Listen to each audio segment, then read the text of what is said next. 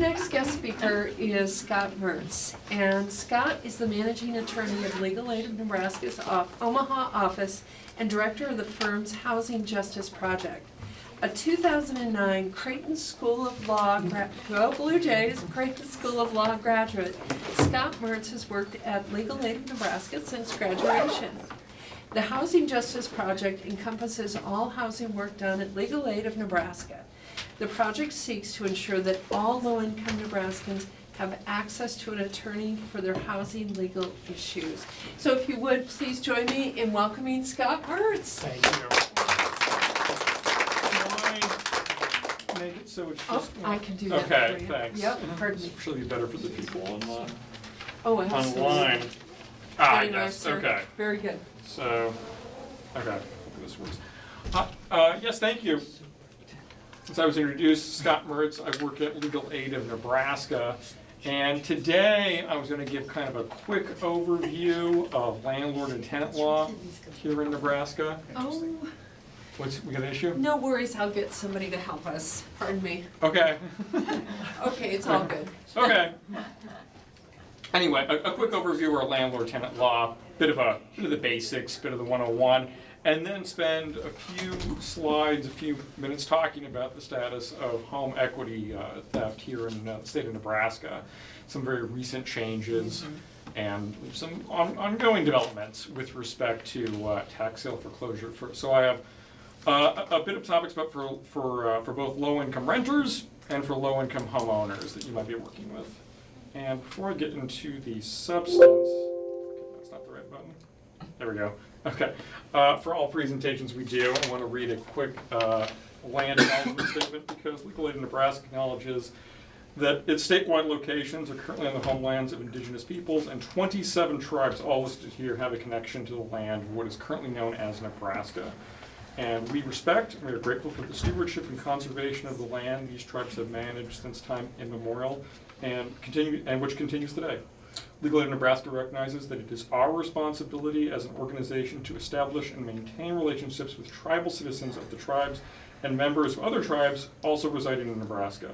Through our Native American program, which serves enrolled or enrollment eligible Native Americans with legal matters in the state, federal, or tribal courts in Nebraska, we work to support Native Americans and tribal communities through legal assistance representation, and we appreciate the partnerships we have with the tribal nations in Nebraska. And then just a little bit about Legal Aid of Nebraska. I don't want to take for granted that everybody necessarily knows what we are or what it is that we do. So just quickly explain, under the 6th Amendment in our country, if you're charged with a crime, you've got a constitutional right to an attorney in a criminal proceeding. You cannot afford one will be appointed for you at the government's cost. That does not extend to civil legal challenges. There is no enshrined right to have a lawyer for every legal matter that someone might encounter. So Legal Aid of Nebraska and other organizations across this country want to ensure that people are not denied justice simply because of lack of resources, lack of income. So when someone's facing a challenge like an unlawful eviction or foreclosure, which I'm talking about today, or even domestic abuse or denial of government assistance, we want to ensure that somebody who cannot afford an attorney can still access an attorney and have the exact same access to the justice system that anybody else would have, and not be shut off from any potential relief in the court simply because of the lack of money. So we're a not-for-profit law firm. We're the only one statewide that people can go to for legal assistance in those civil legal matters where you cannot be appointed an attorney otherwise. Okay, but to the heart of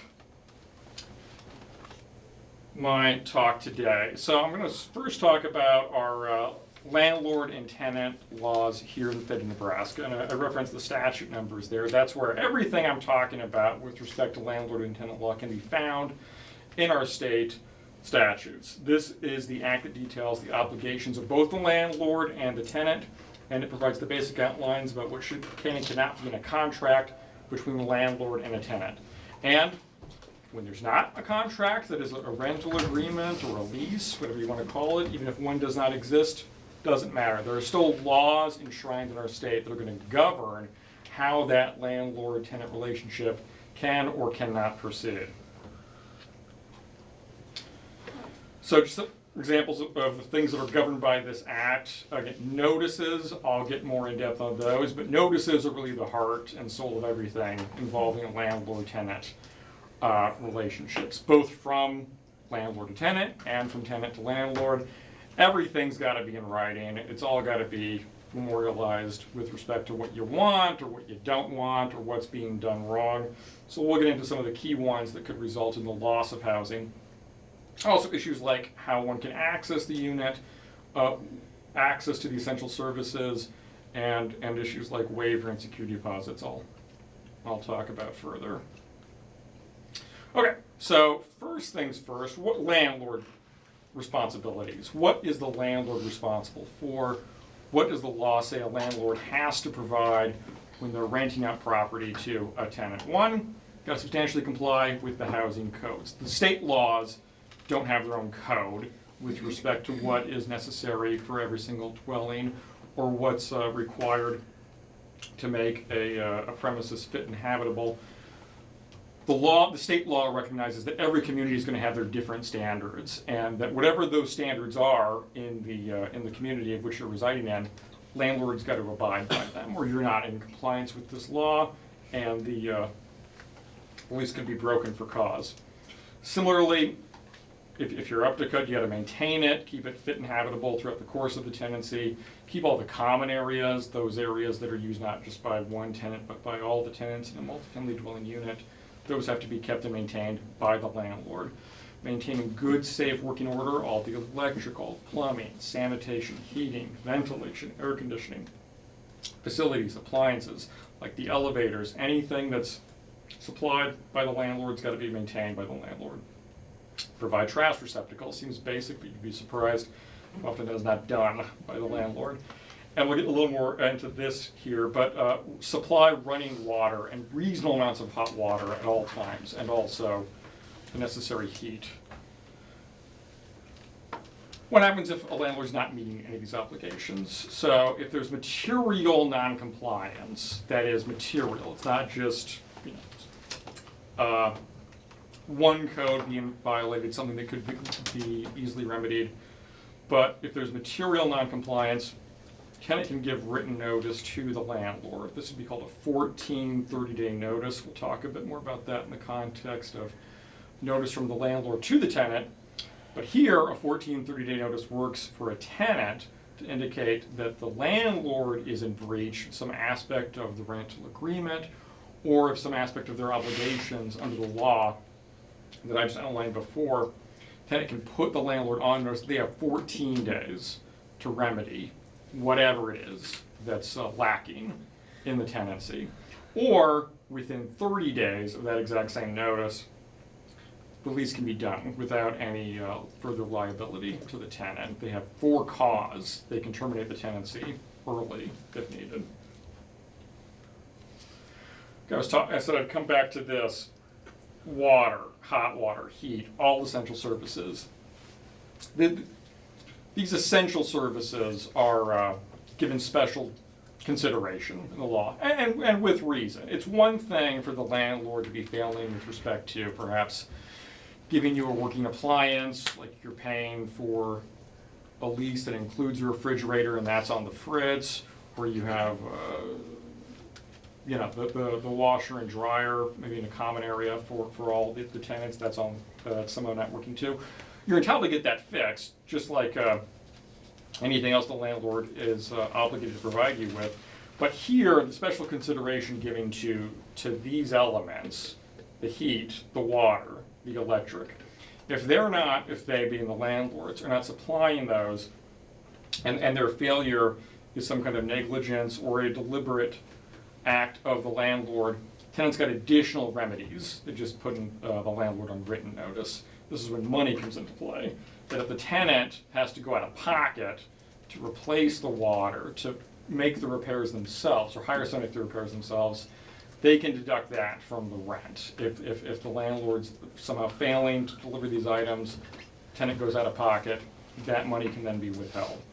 Or if there's damages because now the fair rental value of the property is diminished because any of these elements are lacking and lacking for considerable time. That can also in turn result in a decrease in the rent that the tenant's obligated to pay. And if you have to leave the housing, you actually have to leave the rental unit because it's not habitable, because there's no water, there's no heat, it's set to the winter, that can also be a cause to be excused for paying rent for a period of time. Now, I put in the slide here, underlined bullet point, always consult with a lawyer before you ever make the determination to just withhold rent on your own. I mean, one, you want to make sure everything is documented, like if you're going out of pocket, that you have receipts to back up anything, or if you have to go and get substitute housing, that's also documented and the cost associated with that is preserved. But anytime you're going outside kind of the four corners of your rental agreement, or even if there's not a written agreement, just what the understanding is in terms of rent or in terms of the terms of the lease agreement, talk to a lawyer. If you can't afford one, hey, you know what, Legal Aid Nebraska is there for anybody who can't afford an attorney. We'll at least talk to you if you qualify for our services, and you almost certainly will if you're a renter who's dealing with this kind of situation when you're a landlord. Okay, so we talked about what the landlord's got to do, but the tenant's also got responsibilities under the law as well. So what's the tenant responsible for? Well, they have to comply with obligations imposed by the building and housing codes, just like the landlord has to comply with those codes. So you get housing that is ideally up to code at the time you start a tenancy, but once you take possession, you have some obligations to maintain and ensure that you're not doing anything to compromise compliance with the applicable codes. And you keep your part of the premises safe and clean as the condition of the premises permit. Dispose of the waste and the garbage. Again, landlord's got to supply you with a receptacle. You have to make use of that receptacle and ensure that you are actually emptying out the waste and garbage.